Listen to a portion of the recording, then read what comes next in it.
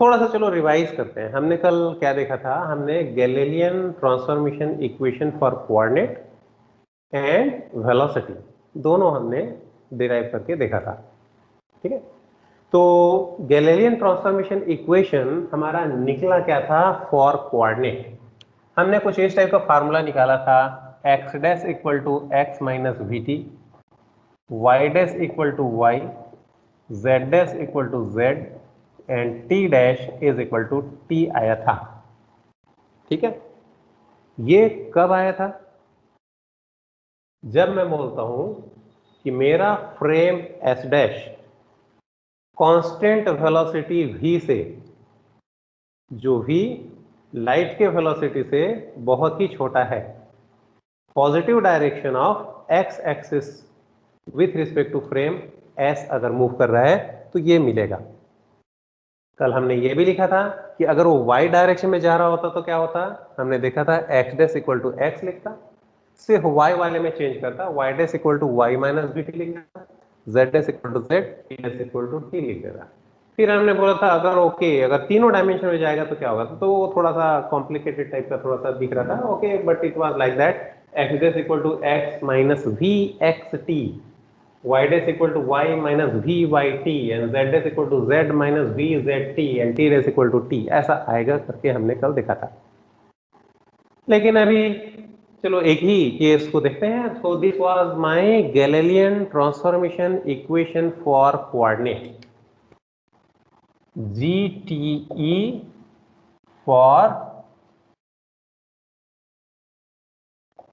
Coordinate. ठीक है, अरे नफीसा मेरे थोड़ा डरा दी बेटा तू आज। मैं तो अभी एक बढ़िया से एक न्यूमेरिकल क्वेश्चन से शुरू करने वाला था। एनीवेज, जो मिस हुआ उसको फिर अपन रिकॉल करते हैं एंड देन वो न्यूमेरिकल तो आज देना ही मेरे को।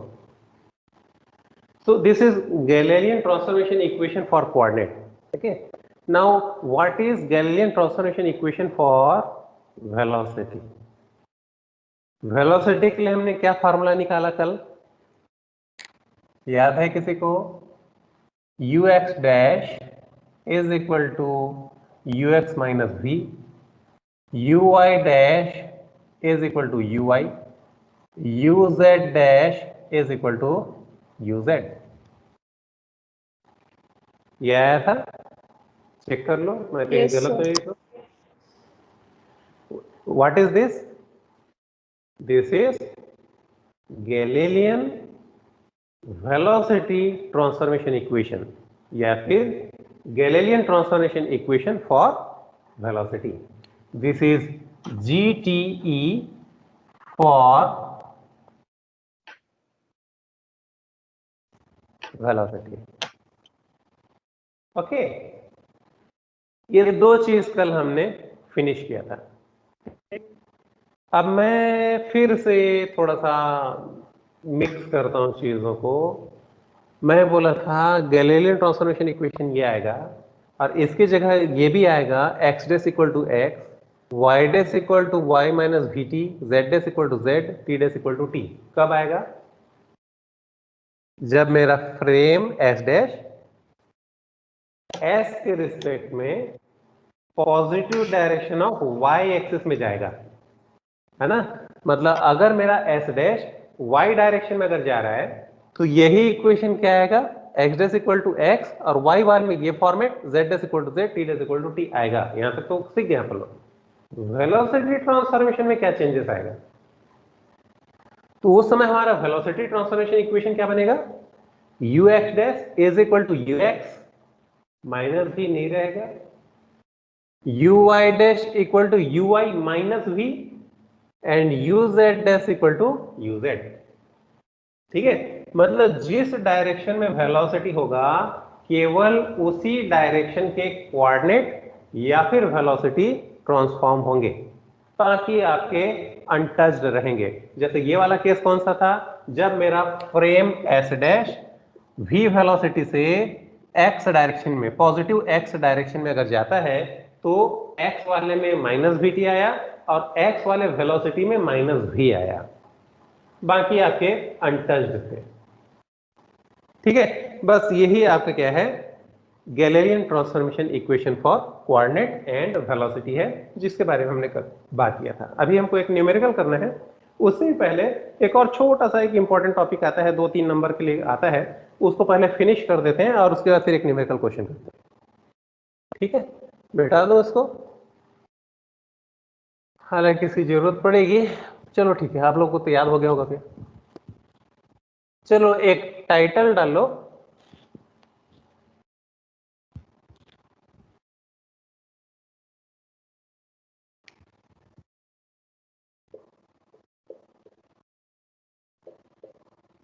पॉजुलेट्स ऑफ गैलेलियन ट्रांसफॉर्मेशन इक्वेशन। ये भी कभी 2 नंबर 3 नंबर का क्वेश्चन आ जाता है एग्जाम में। What are the postulates of Galilean transformation equation. ठीक है, तो सबसे पहले तो यही बता लो पॉजुलेट किसको बोलते हैं।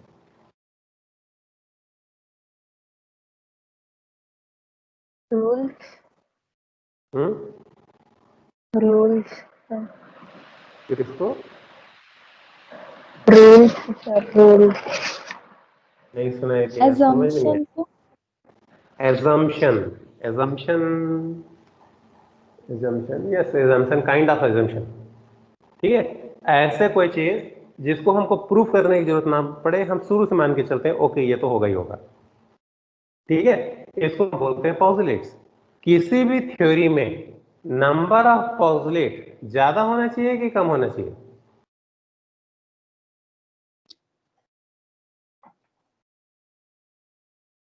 सोच देखो,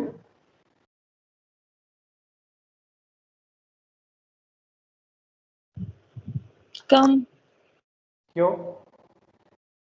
जितना ज्यादा होगा उतना बाउंडेड होते जाएगा। जितना ज्यादा होगा उसकी रिलायबिलिटी उतनी ही कम होती जाएगी, बाउंडेड नहीं, उसकी रिलायबिलिटी उतनी कम होती जाएगी। क्यों? कुछ भी लॉजिक अगर हम देंगे, जैसे अभी आप लोग घर में कुछ काम करते हो, अचानक आपको बोल देंगे ओके इस डायरेक्शन में मुंह करके मत बैठो, इधर पैर करके मत बैठो, ऐसे मत बैठो, ऐसे मत खड़ा हो, इधर मत जाओ, ये सब बोलते हैं ना। तो आप हमेशा क्वेश्चन पूछते हो व्हाई। अगर उस क्वेश्चन का आंसर ना मिले तो आप क्या करते हो, अरे यार ये तो सब फालतू का लादना हुआ, वो होता है ना। And therefore human brain क्या होता है, चीजों को, जिस चीज को प्रूव कर लेता है उसको इजिली एक्सेप्ट कर लेता है, और जिस चीज को बोलोगे ओके ये ऊपर वाले भगवान ने लिख के दिया भैया तुमको ऐसे ही करना है, ऐसा टाइप का कॉन्सेप्ट जो होता है ना, वो हमेशा हमको डाइजेस्ट नहीं होता। ओके, तो पॉजिटिव मतलब काइंड ऑफ दैट थिंग कि हमको भैया ऊपर से चिट्ठी आया था कि यही होगा, इसी को मान के तुमको चलना है, इट इज पॉजिटिव। तो व्हाट वाज पॉजुलेट, है ना, गैलीलियो को क्या पॉजुलेट था, उसने क्या पॉजुलेट लेकर के अपना ट्रांसफॉर्मेशन इक्वेशन बनाया था। तो हम पहला पॉजुलेट तो हमको ऐसे दिख रहा है, हमने देखो x dash equal to x minus v t को हमने प्रूफ किया था। Y dash equal to y क्यों आया था, क्योंकि हमने अपने फ्रेम एस डैश को केवल positive direction of x axis में चलाया था, इसलिए वाई डायरेक्शन में कोई चेंजेस नहीं आया। सिमिलरली जेड डायरेक्शन में भी कोई चेंजेस नहीं आया। But why we wrote t dash equal to t, तो हम बोलते हैं ओके गैलीलियो ने इसको शुरू से मान के चला है कि जो टाइम जो होता है वो सब जगह एक जैसे होता है, 1 सेकंड का जो टाइम होता है चाहे यहाँ हो चाहे कहीं पर भी हो, टाइम हमेशा एक जैसे रहता है। टाइम हमेशा एक ही डायरेक्शन में फ्लो होता है, एक ही स्पीड से फ्लो होता है। ठीक है, हालांकि 1 घंटा यहाँ का क्लासरूम का, 1 घंटा बस का, 1 घंटा ट्रेन का, सबका 1 घंटा एक जैसे होता है, फिर अलग अलग होता है। मूवी देखने बैठो तो 3 घंटा भी कम पड़ता है, फिजिक्स पढ़ने बैठो तो 45 मिनट लंबा लग जाता है। बट गैलीलियो का कहना है कि टाइम इंटरवल जो होता है वो सब जगह एक समान होता है, मतलब टाइम का फ्लो यूनिडायरेक्शनल और सेम होता है irrespective of choice of your frame. These are the postulates of Galileo. तो एग्जाम में अगर आता है what are the postulates of Galileo, Galilean transformation equation के पॉजुलेट क्या क्या हैं, तो उसके 3 पॉजुलेट्स हैं, तीनों लिखना पड़ेगा। सबसे पहला जो चीज हमको प्रूफ नहीं करना पड़ा था that was t dash equal to t, है ना। तो सबसे पहले हमने ये प्रूफ किया था t dash is equal to t, हमको प्रूफ नहीं करना पड़ा, बिकॉज गैलीलियो मान के चलता है कि टाइम जो होता है वो हर एक फ्रेम का एक जैसे होता है। तो पहला पॉजुलेट क्या है, टाइम इज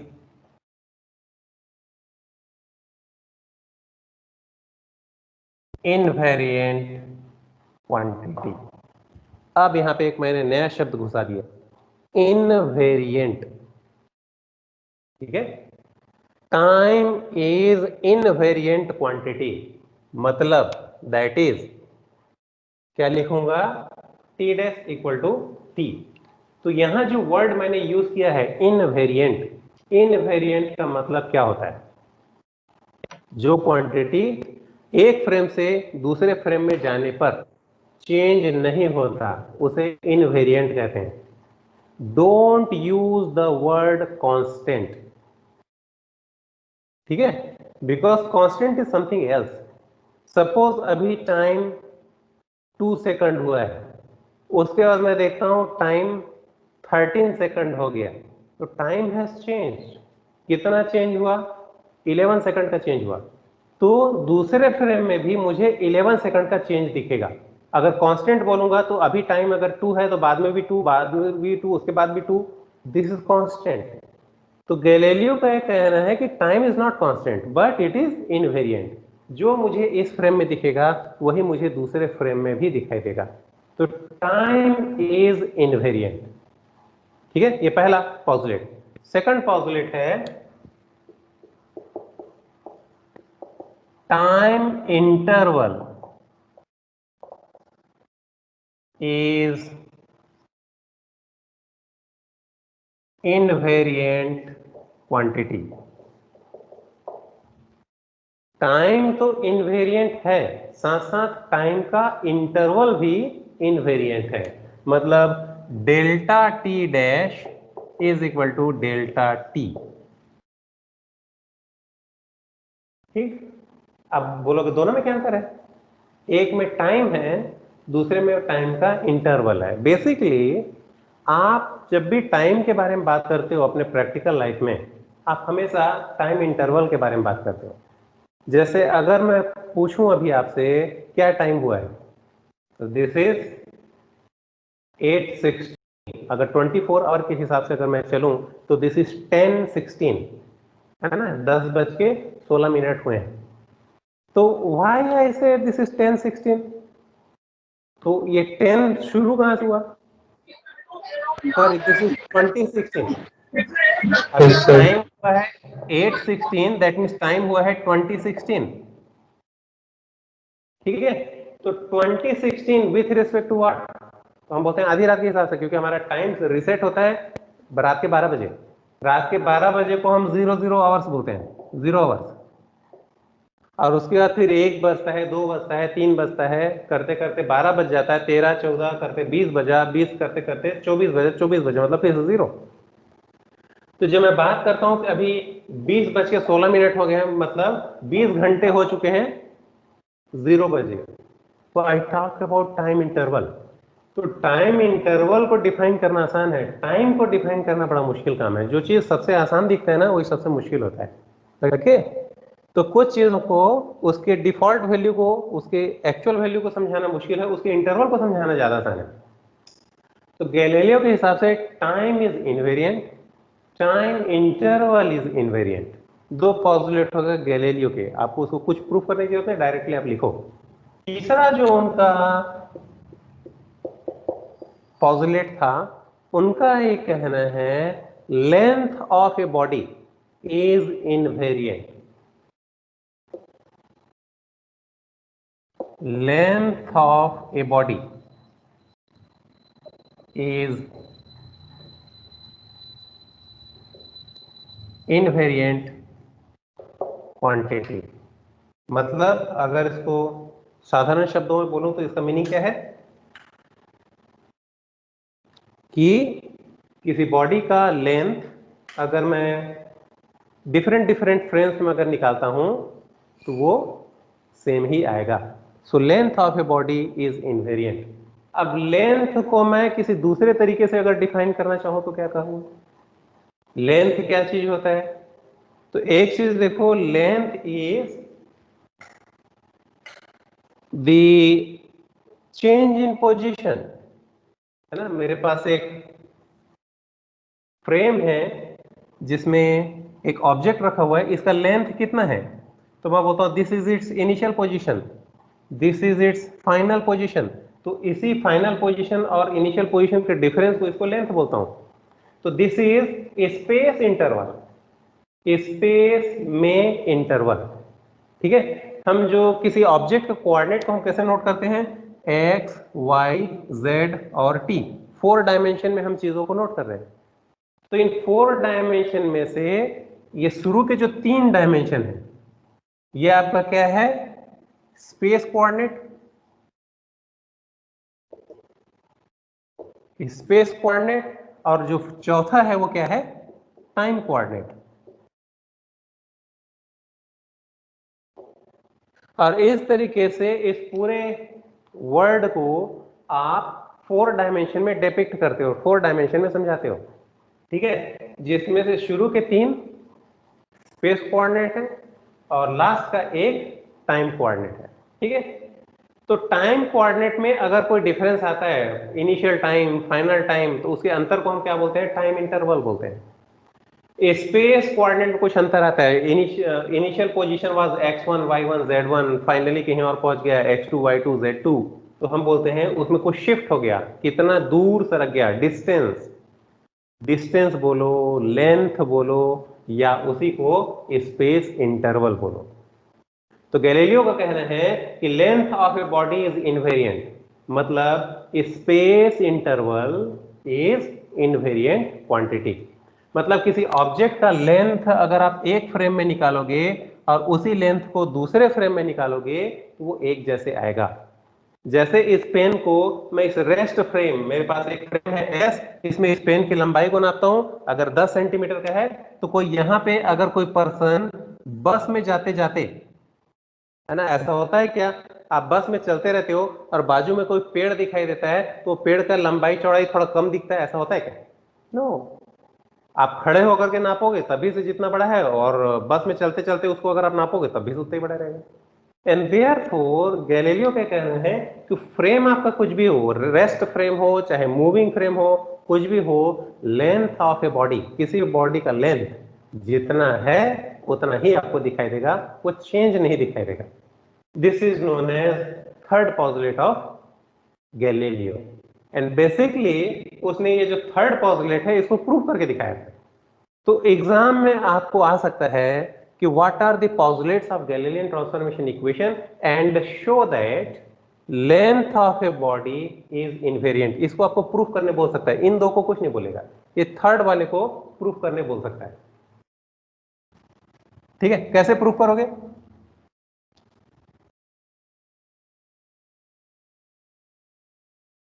तो इसके लिए मुझे क्या करना पड़ेगा, कोई एक बॉडी लेना पड़ेगा, उसका लेंथ निकालूं, दोनों फ्रेम में लेंथ निकालूं, बस काम खत्म करूं।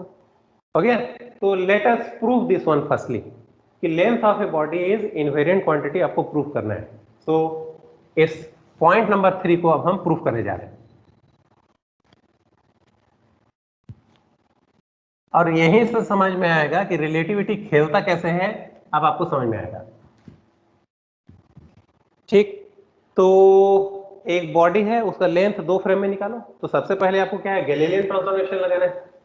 तो गैलीलियन ट्रांसफॉर्मेशन के लिए क्या चाहिए, 2 इनर्शियल फ्रेम चाहिए, और जिसमें से दूसरा फ्रेम मूव करता हुआ होना चाहिए, और उसका जो मूव करेगा उसका वेलोसिटी कांस्टेंट होना चाहिए, और वो जो वेलोसिटी है वो लाइट के वेलोसिटी से बहुत छोटा होना चाहिए। और इसलिए 2 फ्रेम का अजम्पशन करना है। मेरे पास 2 फ्रेम है, एक का नाम है एस, दूसरे का नाम है एस डैश, और ये मूव करेगा v वेलोसिटी से, और ये जो v वेलोसिटी है that is very very less than c, light के वेलोसिटी से बहुत छोटा है। और साथ ही साथ मैंने केवल उसको positive direction of x axis में मूव कराया, ताकि जो 3 डायमेंशन की चीज है वो 1 डायमेंशन में सॉर्ट आउट हो जाए। एंड देयरफॉर अगर आपको एग्जाम में आता है कि show that length of a body is invariant quantity l dash equal to l, proof करने अगर आपको आता है एग्जाम में, तो आपको शुरुआत कहां से करना पड़ेगा, 2 फ्रेम लेना पड़ेगा। 2 फ्रेम के लिए जो जो कुछ लिखना है कल आपने ऐसा स्टार मार करके रखा था, ठीक है, तो पूरा का पूरा आपको फिर से छापना है। क्या लिखा था, let we have an inertial frame s, origin o, another frame S dash, origin O dash is moving with constant velocity v, which is very very less than c, along positive direction of x axis with respect to frame S. Initially the origin O and O dash coincides. ठीक है, तो पूरा कहानी है जो star mark आपने किया था लेफ्ट से लेकर के कहां तक, पूरा कोइंसाइड्स तक, पूरा का पूरा आपको लिखना है, लिख लो, क्योंकि अभी मैं आगे समझाना शुरू कर दूंगा, आप लोग लिखोगे नहीं, आप लोग भी मेरे तरह डैश डैश मार के छोड़ दोगे। जैसे हो जाएगा तुरंत बता देना।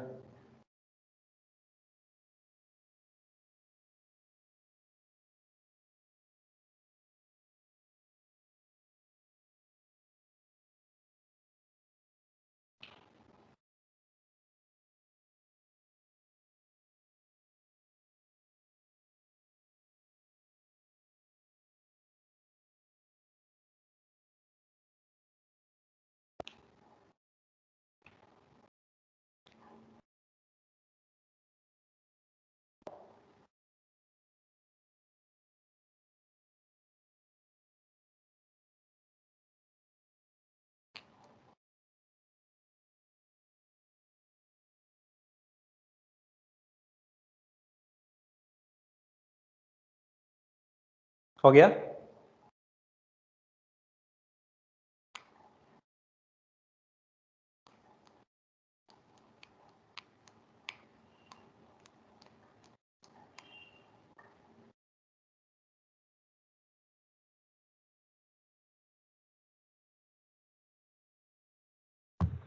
Okay sir.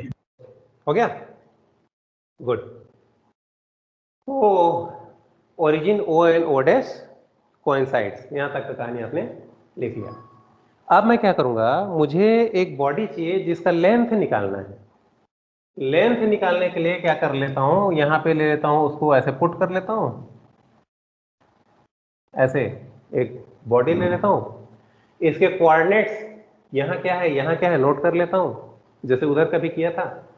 तो suppose this body is known as PQ। PQ आपका बॉडी है, इसके कोऑर्डिनेट क्या है, फ्रेम S वाला बोलता है इसका कोऑर्डिनेट है x1 y1 z1, और Q का बोलता है x2 y2 z2। इसके कोऑर्डिनेट हो गए, स्पेस कोऑर्डिनेट हो गए, और इसलिए अब S वाला इसका लेंथ निकाल लेगा। लेंथ कितना आएगा,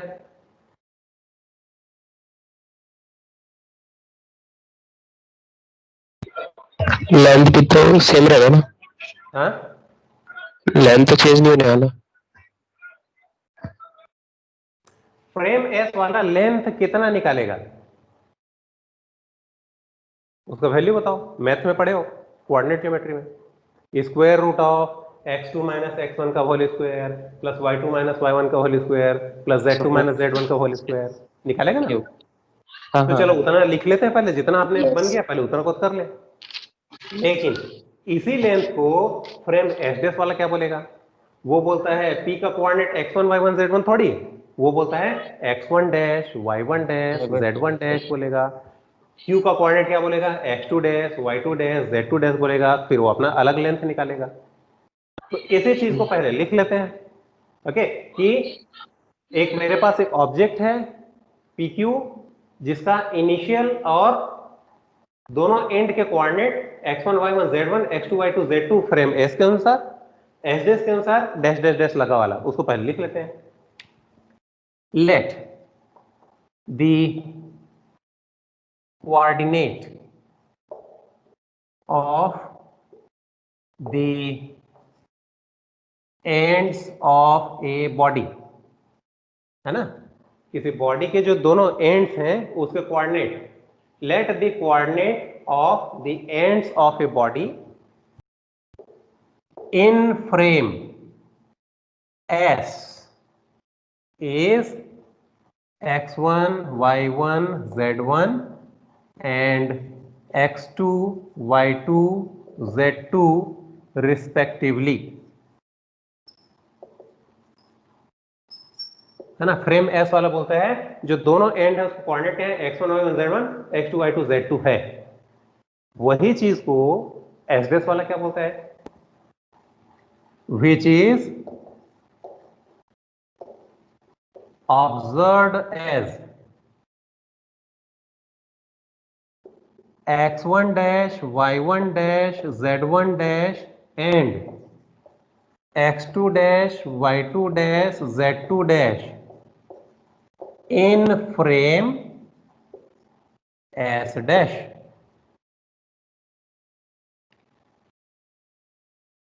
हो गया। और इसलिए फ्रेम एस के अनुसार से लेंथ ऑफ द बॉडी कितना आएगा, therefore length of body in frame S, Vikas mute कर ले यस बेटा, सर। तेरा आवाज आ रहा है। Okay okay sir. Length of body in frame S क्या आएगा, डिनोट करता हूं एल से, क्या आएगा, square root of x2 minus x1 का whole square, y2 minus y1 का whole square plus z2 minus z1 का होल स्क्वायर। ये हुआ length of body in frame S. उसी टाइप से length of body in frame S dash, S dash वाला क्या note करेगा, मैं बोलता हूं L dash is equal to square root of x2 dash minus x1 dash का whole square plus y2 dash minus y1 dash का whole square plus z2 dash minus z1 dash का whole square. हो गया। तो हमारा stage set हो गया। अब हमें प्रूफ करके देखना है कि L और L डैश सेम आते हैं कि नहीं आते हैं। कैसे कंपेयर होगा, अगर राइट हैंड साइड में ये जो डैश वाला आइटम है वो बिना डैश वाला आइटम से अगर रिप्लेस हो जाए और सॉल्व करके देखो इतना आता है कि नहीं आता है, आता है तो ठीक, नहीं आता तो ठीक। ठीक है। तो डैश वाले आइटम को बिना डैश वाले आइटम में ट्रांसफॉर्म करने का क्या फार्मूला है आपके पास, तो आप बोलोगे हम तो सीख लिए हैं, बढ़िया सा गैलीलियन ट्रांसफॉर्मेशन इक्वेशन लगाएंगे, कहानी खत्म करेंगे। ठीक है, ऊपर साइड मिटा दो या छोड़ता हूं, अभी सर उसकी जरूरत पड़ी। या सर ब्लैक बोर्ड दिखाई नहीं दे रहा है कुछ, ये पूरा ब्लर है, एक भी कुछ दिख नहीं रहा अच्छे से। ओके, कौन सा यस पार्ट, सर, मेरे को भी दिख रहा है सर तो अगर पूरा आप पार्ट। जूम करके जूम सेंड करके कर देखा देंगे बेटा। तो। हाँ सर जूम नहीं, पूरी तरह से ब्लर है, जूम करने पर भी कुछ नहीं दिख रहा है। ओके, कौन सा पार्ट छूटा हुआ आपका, इसीलिए बोलते भी जा रहा हूं, उसके हिसाब से चलते जाओ स्पीड में। Length of a body in frame s is equal to l is equal to square root of x2 minus x1 का whole square plus y2 minus y1 का whole square plus z2 minus z1 का whole square. उसी type से length of a body in frame S dash is equal to L dash, इसको denote किया हूं L dash से, is equal to square root of x2 dash minus x1 dash का whole square plus y2 dash minus y1 dash का whole square plus z2 dash minus z1 dash का whole square. Sir ऊपर वाला भी repeat कर दीजिए। Which one, ये, yes sir. अरे बेटा इसको तो पूरा बोल बोल के लिखवाए हो। सर एक बार ऐसे ही ओनली चेक कर लूं कि सही लिखी हो कि नहीं। वाह रे होशियार, यहां पे लिखे थे लेट द कोऑर्डिनेट, इसलिए आप मेरे बोलने के साथ साथ आप लिखो, इसलिए बहुत ही स्लो पेस में बोल रहा हूं, है ना। Let the coordinate of the ends of a body in frame s is x1 y1 z1 and x2 y2 z2 respectively। which is observed as x1 dash, y1 dash, z1 dash and x2 dash, y2 dash, z2 dash in frame s dash। मतलब ये पूरा सार संक्षेप आपने क्या लिखा है कि फ्रेम एस के अनुसार जो बॉडी है उसके दोनों एंड, दोनों सिरे के कोऑर्डिनेट क्या है, x1 y1 z1, x2 y2 z2, और इन्हीं दोनों एंड्स का कोऑर्डिनेट फ्रेम एस डैश वाला क्या देखता है, x1 डैश y1 डैश सब में डैश डैश लगा दो, वो देखता है। और इसलिए दोनों फ्रेम में लेंथ कितना है, लेंथ निकालना आपने वो 11 12 में सीखा था, square root of x2 minus x1 का whole square plus y2 minus y1 का होल स्क्वायर, है ना। उसी कॉन्सेप्ट को हमने यहां पे अप्लाई किया है, तो हमारा L और L डैश आ गया है। ठीक, आगे बढ़े।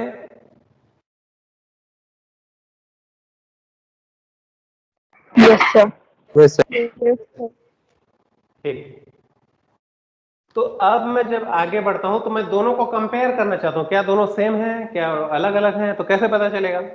जब तक ये डैश वाले को बिना डैश वाले में या बिना डैश वाले को डैश वाले में कन्वर्ट नहीं करोगे तब तक कंपेयर ही नहीं कर सकते। और इसलिए मैं डैश वाले को बिना डैश वाले में कन्वर्ट करना चाहता हूं, उसके लिए क्या फार्मूला पढ़ लिया, तो हम बोलते हैं गैलीलियन ट्रांसफॉर्मेशन इक्वेशन पढ़ेंगे।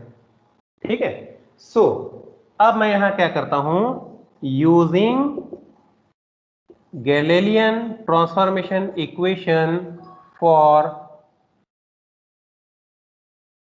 coordinates। ठीक है, यहां पे मैं लिख रहा हूं using Galilean transformation equation, short में लिखा हूं GTE फॉर coordinates। मैं इसको यूज करने जा रहा हूं, तो पहले ये तो बताओ कि GTE का फार्मूला क्या है।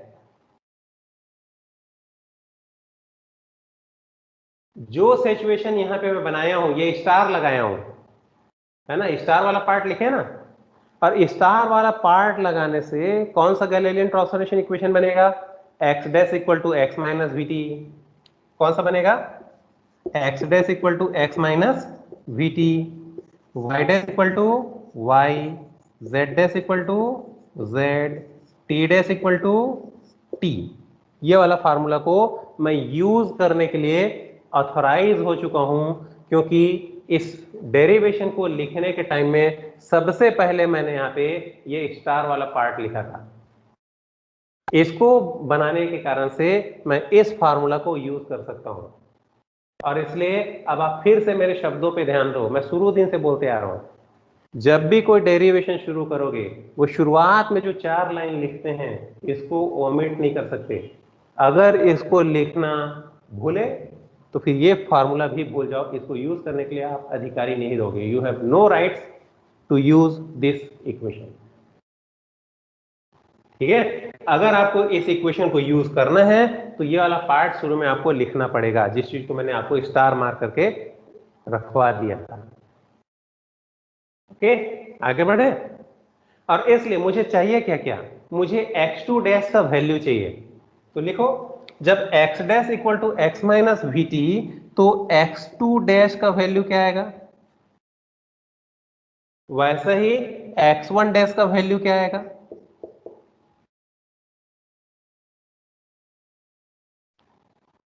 आपके पास फार्मूला क्या है, x dash equal to x minus v t. इसको ध्यान में रखते हुए x2 डैश का वैल्यू क्या आएगा, और यहीं पे पूरा कहानी छुपा हुआ है, थोड़ा सा ध्यान देना।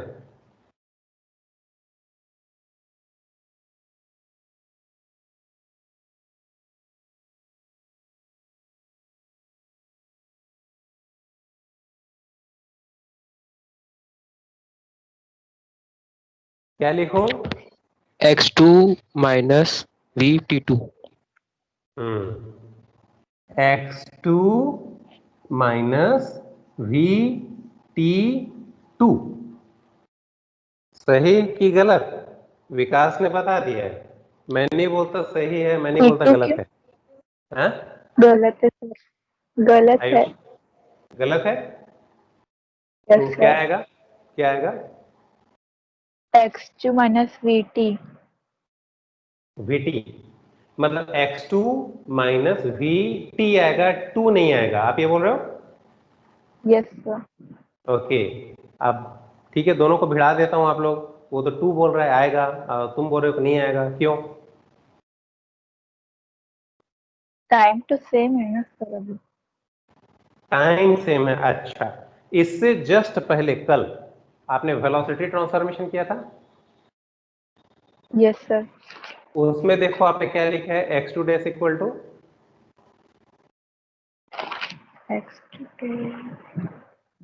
x2 minus VT2। अब बोलो। तो उसमें टाइम चेंज हुआ था क्यों चेंज हुआ था और अभी क्यों चेंज नहीं हुआ है? सर, वो वेलोसिटी के लिए था। हम्म,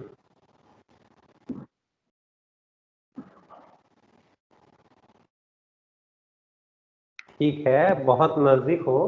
मैंने भी तो यहाँ बदमाशी की है ना थोड़ा सा। ये ध्यान से देखो, मैं हमेशा आपको 4 डायमेंशन लिखने बोलता हूँ, लेकिन मैंने जानबूझ के टाइम कोऑर्डिनेट किसी का नहीं लिखा है। ऑब्जर्व किया इस चीज को? Yes sir. यहाँ अभी x1 y1 z1 लिखा, मैंने टाइम नहीं लिखा जानबूझ के। यहाँ x2 y2 z2 लिखा है, टाइम लिखा ही नहीं। जबकि पहले दिन ही बोला था आप लोग 4 डायमेंशन में लिखने की आदत डालो, ठीक है? तो कुछ दिमाग में चल रहा होगा, इसीलिए तो छोड़ाया था। अब यहाँ पे याद रखो क्यों छोड़ा है, ठीक? पिछले क्लास में जो आपने किया था, एक पार्टिकल था p और वो सरक के दूसरे पॉइंट पे चला गया, तभी तो वेलोसिटी निकलेगा ना। मैं आपकी वेलोसिटी निकालना चाहता हूं, तो अभी जहां पे आप खड़े हो टाइम t1 पे, तो टाइम t2 पे आपको दूसरा जगह दिखना चाहिए, तभी तो मैं बोलूंगा कि आपका डिस्प्लेसमेंट हुआ है, तभी तो आपको वेलोसिटी निकलेगा, डिस्प्लेसमेंट अपॉन टाइम। मतलब टाइम भी आगे बढ़ेगा और आप भी आगे बढ़ोगे, तब मैं बोलता हूं ओके यू आर मूविंग। लेकिन अभी ये क्वेश्चन में क्या कर रहा हूं, ये कौन सा क्वेश्चन को सॉल्व करने जा रहा हूं? मैं एक ऑब्जेक्ट है मेरे पास, एक बॉडी है मेरे पास, इसका लेंथ निकालना है। जब आप अपनी लंबाई नपवाते हो, कभी टेलर दुकान में जाकर के आप अपना नाप देते हो, तो ऐसा होता है कि अच्छा एक काम करो, सर का नाप अभी ले लियो, पैर का नाप कल ले लेना, या फिर थोड़ा चल के चले जाता हूं उसके फिर आप नाप लेना। नो, इस पेन का लंबाई जब नापना होगा तो स्केल को जब मैं इसके ऊपर लगाता हूं, तो इसके दोनों कोऑर्डिनेट को मैं एक साथ नापता हूं। ये एक यहां पे रखूंगा स्केल का 0, और यहां पे लाख में देखो ओके ये 10 पे आया है, मतलब ये 10 सेंटीमीटर लंबा है। मतलब दोनों कोऑर्डिनेट को मैं एक ही टाइम पे नापता हूं। जबकि पिछला जो केस हमने किया था, एक पार्टिकल यहां था, यहां से भाग के वो यहां पे आ गया, तो यहां से यहां तक जब भागा तो उसका कोऑर्डिनेट तो चेंज हुआ, साथ साथ टाइम भी चेंज हुआ। लेकिन जब मैं लेंथ नापता हूं किसी ऑब्जेक्ट का, तो दोनों कोऑर्डिनेट को सेम टाइम पे नापता हूं। और इसलिए मुझे यहां लिखना क्या चाहिए था, x1 y1 z1 t and x2 y2 z2 t ही लिखना था। लेकिन मैं ऐसे लिखता तो उसी समय आप लोग क्वेश्चन पूछना शुरू कर देते, अच्छा इसमें तो 1 1 1 लिखे हो, इसमें कुछ भी नहीं लिखे हो, इसमें 2 2 2 लिखो, इसमें कुछ नहीं लिखे हो। ऐसा क्यों?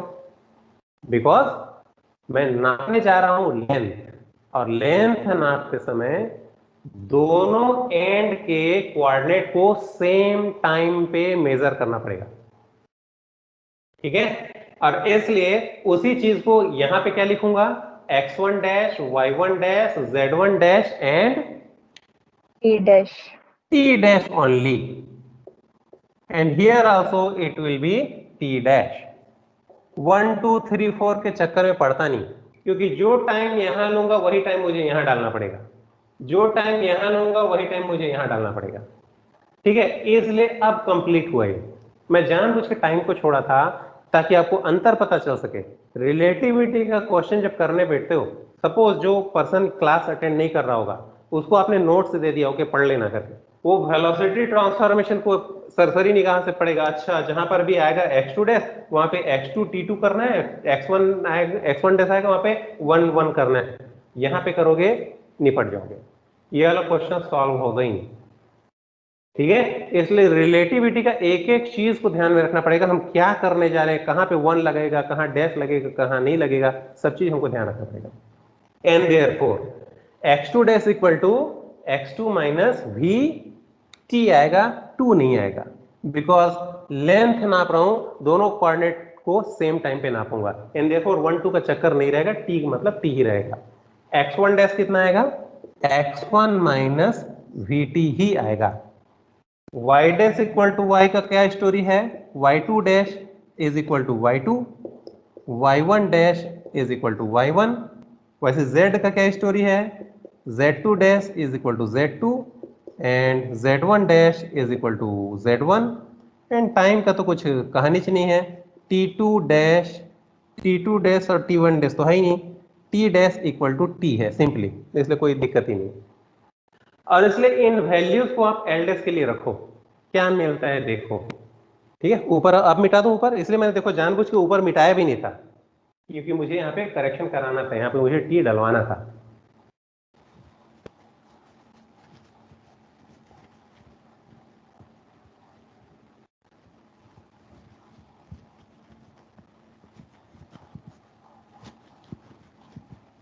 Okay, and therefore l dash is equal to square root of, क्या बनेगा?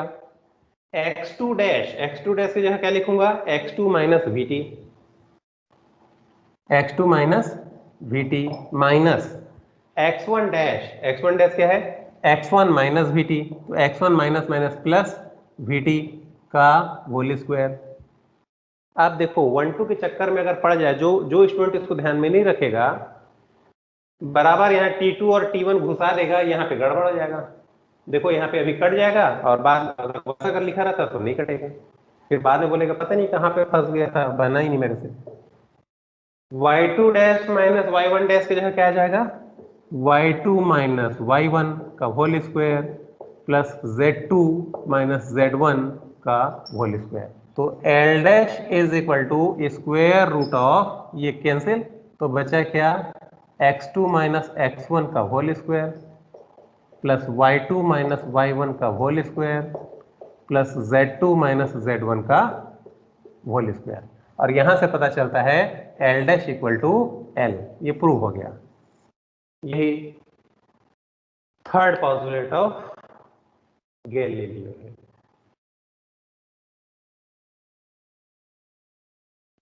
ठीक है, छोटा छोटा चीज है जिसको ध्यान देने की जरूरत है, बाकी तो बड़ा चीज तो फिर ध्यान दे ही लोगे।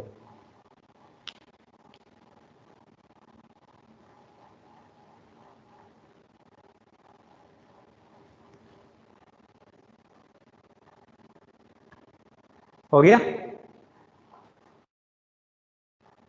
आगे बढ़े। Yes sir.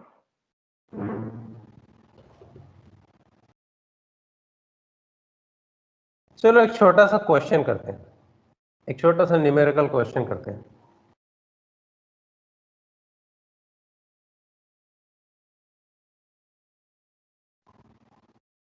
इस टाइप का क्वेश्चन आप लोग क्लास 11th में किए होंगे, और ये क्वेश्चन जो अभी मैं बोलूंगा वो आपके एग्जाम में नहीं आएगा। ठीक है, तो फिर बोलोगे करना क्यों?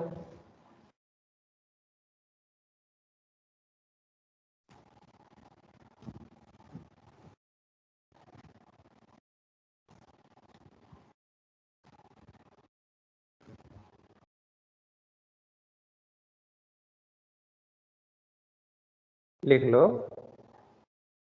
पहले क्वेश्चन, चलो लिख लो फिर।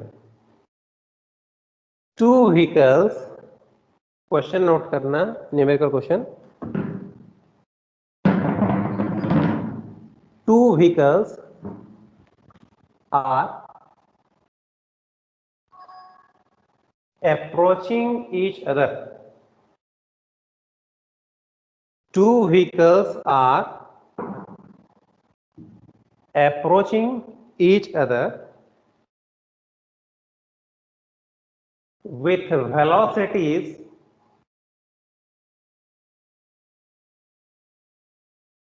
with velocities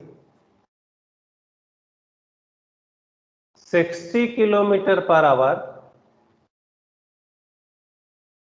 and 50 kilometer per hour respectively with respect to ground. With respect to ground.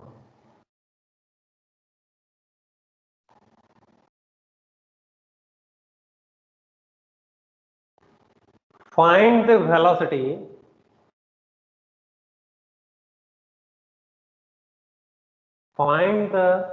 ऐसे लिख लो, find the relative velocity of these vehicles with respect to each other.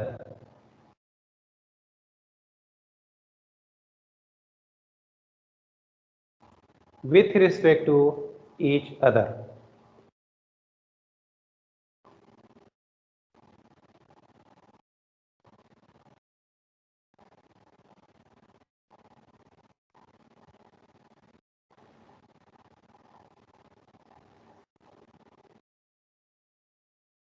हो गया, नोट हो गया?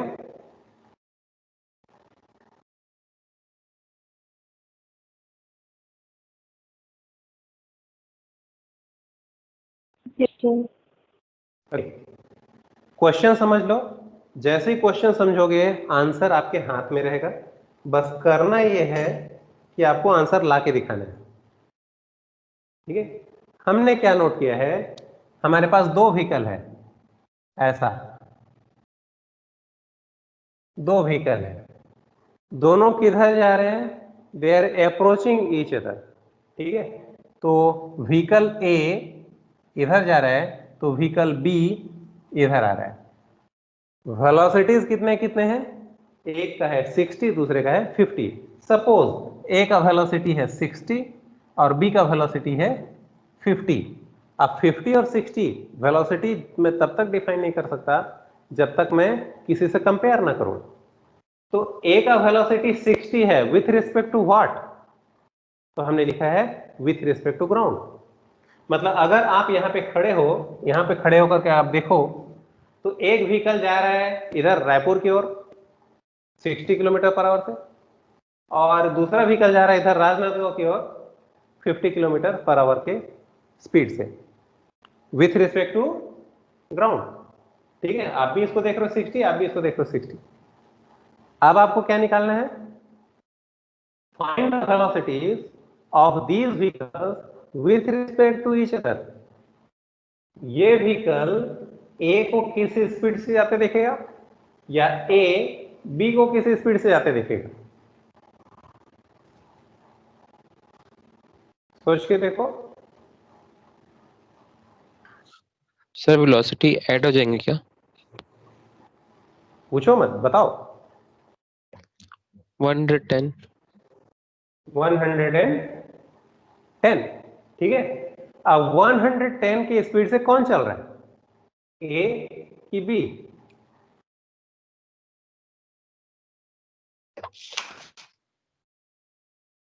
सर ए को लगेगा कि बी बी चल 110 रहा है, स्पीड से। यस। ए को और लगेगा बी को मैं तो चुपचाप बैठा हूं, बी हाँ 110 की स्पीड से। हाँ, बी और बी बोलेगा को भी नहीं ऐसा मैं तो रहेगा। चुपचाप बैठा हूं, ए बी को 110 की स्पीड से आ रहा है।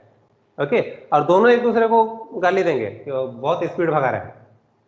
ठीक है, और जो ग्राउंड में खड़ा है वो बोलता है ये तो 60 में, ये 50 में। अक्सर ऐसा होता है अनफॉर्चुनेटली, जब इधर आप होते हो और इधर पेरेंट होते हैं, और इसलिए जब घर पहुंचते तो पेरेंट आपको देते हैं बत्ती, बोलते हैं अच्छा स्पीड भगा रहा था, तो उस तरह से रिलेटिविटी समझाना है। एक्चुअली हम भगा नहीं रहते, हम दोनों की वेलोसिटी आपस में जुड़ गई थी।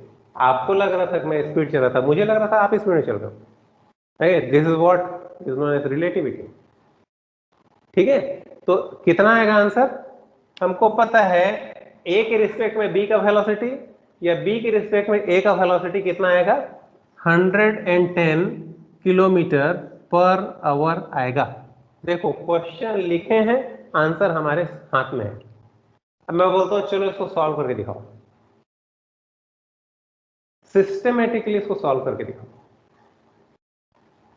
चलो सीधा 10 नंबर का क्वेश्चन है, ये लो बड़ा दे दिया, तो 10 नंबर के लायक कुछ लिखना भी तो पड़ेगा ना, तभी तो 10 नंबर मिलेगा। ऐसे 110 लिखोगे थोड़ी मिल जाएगा, ऑब्जेक्टिव थोड़ी। तो कैसे सॉल्व करोगे इसको, तो ये इजी केस मैंने क्यों लिया है, ताकि आपको इस टाइप के क्वेश्चन को सॉल्व करने का आदत बने, एक हैबिट बनाओ इस चीज को। कैसे बनाओगे इसको? आप एकदम शुरुआत से शुरू करोगे। हम पहले एक वेलोसिटी, एक व्हीकल को नाम देंगे, दोनों व्हीकल को नाम देंगे ए एंड बी, और दोनों एक दूसरे के तरफ आ रहे हैं, मतलब एक दूसरे के अपोजिट डायरेक्शन में चल रहे हैं। सपोज ये एक्स एक्सिस के पॉजिटिव डायरेक्शन में जा रहा है, तो ये एक्स एक्सिस के निगेटिव डायरेक्शन में जा रहा होगा। ये हर चीज को हमको अपने आंसर में इनकॉर्पोरेट करना पड़ेगा। तो कैसे शुरू करूंगा इसको मैं? Let vehicle a is moving with कितना 60 kilometre per hour along positive x direction. मैं जानबूझ के इस क्वेश्चन को आपको सॉल्व कराना चाहता हूं, क्योंकि आपको रिलेटिविटी का फ्लेवर पता चले और उसमें हमको क्वेश्चन को कैसे अप्रोच करना है आपको पता चले। ठीक है,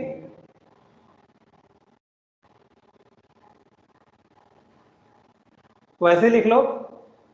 जैसे आपने ए को बताया कि वो positive direction of x axis में 60 किलोमीटर पर आवर से जा रहा है, तुरंत पता चल गया since they are approaching b definitely negative x direction में जा रहा होगा। और इसलिए यहाँ पे व्हीकल ए का velocity 60 kilometre per hour along positive direction of x axis है, इसलिए इसको मैं लिखता हूं v a is equal to 60 kilometre per hour. ठीक है, therefore v b velocity of b कितना होगा 50 किलोमीटर पर आवर, किधर निगेटिव एक्स डायरेक्शन में, और इसलिए इसको साइन दूंगा निगेटिव। ठीक है, विथ साइन मुझे इसको देना पड़ेगा। अब क्वेश्चन क्या बोलता है, आपको क्या निकालना है? Find the relative velocity of one vehicle with respect to the other. एक व्हीकल के रिस्पेक्ट में दूसरे व्हीकल का वेलोसिटी निकालो, ये बोल रहा है ना। Now once again focus here, VA 60 kilometre per hour है, किसके रिस्पेक्ट में? ग्राउंड। ग्राउंड के रिस्पेक्ट में। तो धीरे से मैं यहां पे लिखता हूं विथ रिस्पेक्ट टू ग्राउंड। ठीक है, VB -50 है, किसके रिस्पेक्ट में? With respect to ground. मतलब मैंने इन दोनों का वेलोसिटी ग्राउंड के रिस्पेक्ट में निकाला है, और ग्राउंड मेरा क्या है? स्टेशनरी फ्रेम है, ऐसा फ्रेम जो रेस्ट पे है, और इसलिए इस क्वेश्चन में मेरा फ्रेम एस कौन है? Ground. Ground is your frame S. अभी तक आप जितने क्वेश्चन सॉल्व किए हो उसमें फ्रेम एस डैश ऐसे लेते थे ना, तो हमारे इस क्वेश्चन का फ्रेम एस कौन है? Is ground. तो फ्रेम एस के रिस्पेक्ट में बी का वेलोसिटी आपको पता है, फ्रेम एस के रिस्पेक्ट में ए का वेलोसिटी आपको पता है, निकालना क्या है? Relative velocity. एक के रिस्पेक्ट में दूसरे का वेलोसिटी निकालना है, रिलेटिव वेलोसिटी निकालना है। अब ये आप लोग बताओ किसका वेलोसिटी आप निकालना चाहते हो, बी के रिस्पेक्ट में ए का कि ए के रिस्पेक्ट में बी का? आप लोग डिसाइड करो।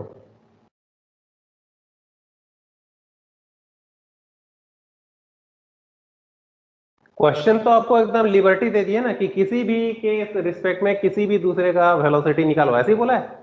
Find the relative velocity with respect to each other. वो बोला ही नहीं है कि बी के रिस्पेक्ट में ए का या ए के रिस्पेक्ट में बी का निकालो, ऐसा तो बोला ही नहीं है। इसलिए आप फ्री हो, आप डिसाइड करो आप क्या करना चाहते हो। जो बोला तो वही लिखूंगा, बोलो। बी के रेस्पेक्ट में ए का। ए का, ओके। किसने बोला? अंजलि।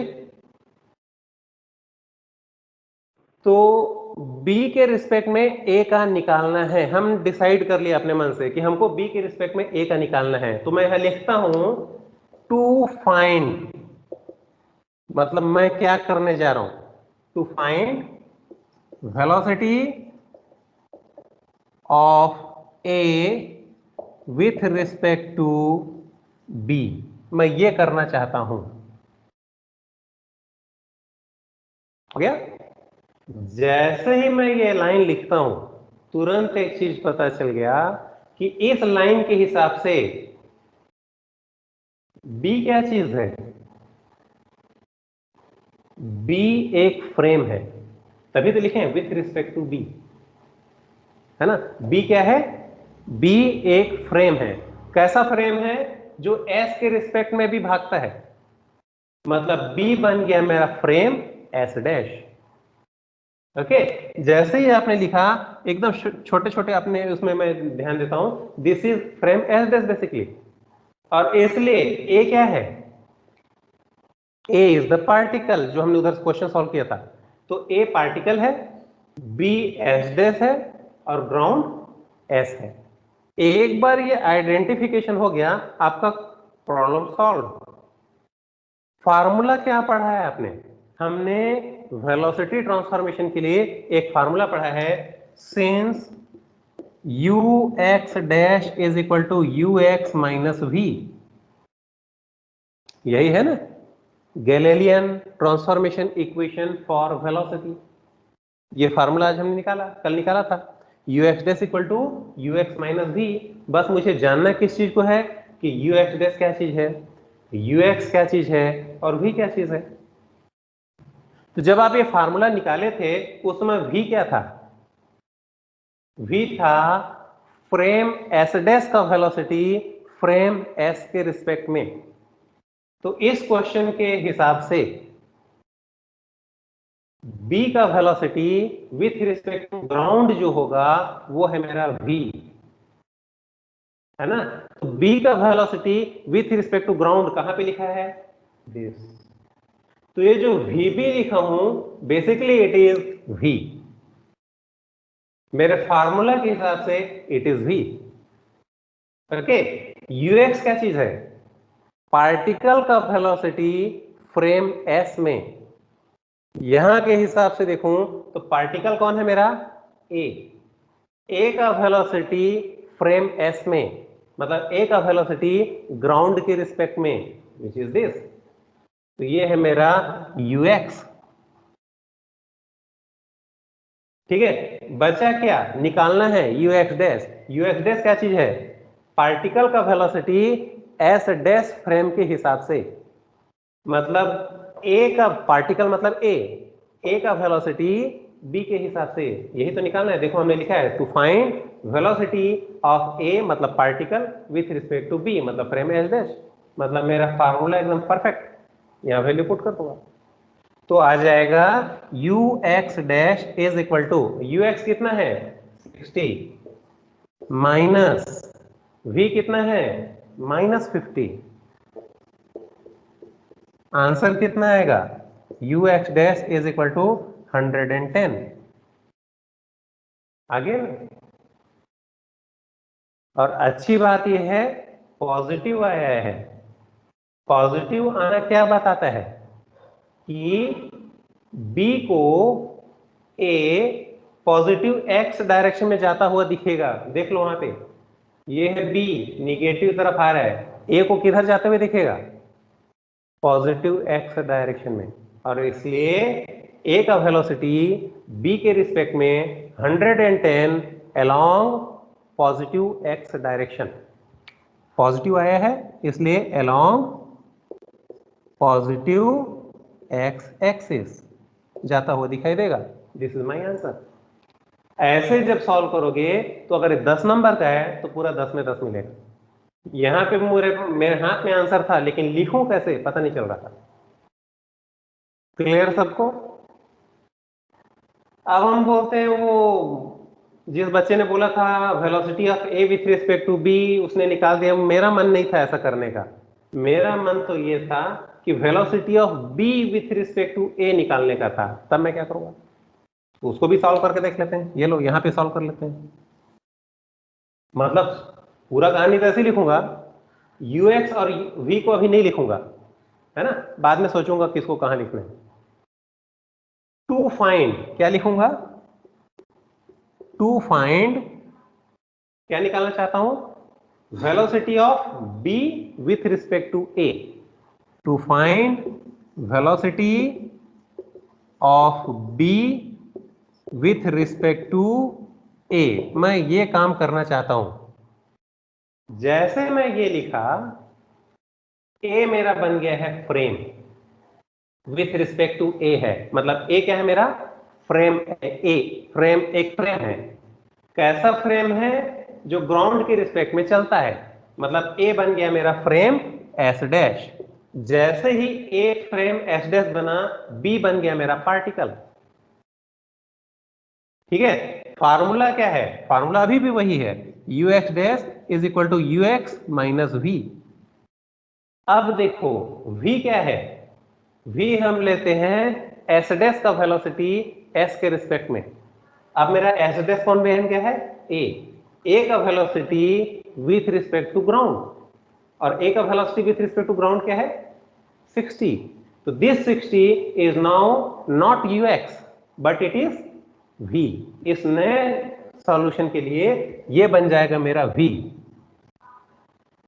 और ux क्या है, पार्टिकल का वेलोसिटी s के रिस्पेक्ट में, यहां पार्टिकल है b, तो b का velocity with respect to ground, b का velocity with respect to ground, this will be my ux। देखो रोल चेंज हो गया, ये v बन गया, ये ux बन गया, और निकालना क्या चाहता हूं, ux डैश निकाल लो। ux dash is equal to, ux का वैल्यू कितना है, -50, माइनस v का वैल्यू कितना है, +60, तो -+60 मतलब -60। आंसर कितना आएगा, -110, -110। मतलब क्या, वैल्यू तो आया 110, a को b निगेटिव x डायरेक्शन में जाता हुआ दिखेगा। ये देखो a क्या दिखेगा, b किधर जा रहा है, निगेटिव x डायरेक्शन में जाता दिखेगा। Okay, so velocity of b with respect to a is 110 kilometre per hour along negative x direction, along negative x direction। ऐसा सॉल्यूशन होगा। अभी आपके ऊपर है कि आप ये बनाना चाहते हो कि ये बनाना चाहते हो, जो भी बनाओ सही वैल्यू पुट करो, आंसर हमेशा सेम आएगा। इसके लिए निकाला तो +110, इसके लिए निकाला -110। अब एग्जाम में आ गया, अब एक दूसरे को अगर आप देख रहे हो, बोलते अरे इसके में तो पॉजिटिव आया था, मेरे में निगेटिव आया, आंसर गलत हो गया क्या, नो। ये देखो यहाँ क्या लिखा है, टू फाइंड में क्या लिखा है, velocity of b with respect to a लिखा है कि velocity of a with respect to b लिखा है, उसके अकॉर्डिंगली उसका आंसर आएगा, और वो सही है, दोनों आंसर सही है। इसलिए ये जो बीच बीच के जो चीज लिखते हैं, दैट इज वेरी इंपॉर्टेंट, इसको लिखना बहुत जरूरी है। ठीक है, हो जाएगा। Yes sir. अब इस क्वेश्चन को याद रखना, और इस क्वेश्चन को मैं फिर से एग्जैक्टली यही क्वेश्चन को दूंगा वैल्यू बदल के, और उस समय सिचुएशन कुछ और होगा, और वो क्वेश्चन एग्जाम में आएगा। ये नहीं आने वाला एग्जाम में, ये 11th में आया होगा, आपने बनाया भी होगा मे बी। ठीक है, लेकिन अब मैं इस क्वेश्चन को दोबारा दूंगा, लेकिन आज नहीं, एक सप्ताह बाद दूंगा। इसी क्वेश्चन को, सेम टू सेम क्वेश्चन को एक सप्ताह बाद दूंगा। ठीक है, दैट्स इट, खत्म। तो यहां पे आपका कंप्लीट होता है Galilean transformation equation for coordinate as well as velocity.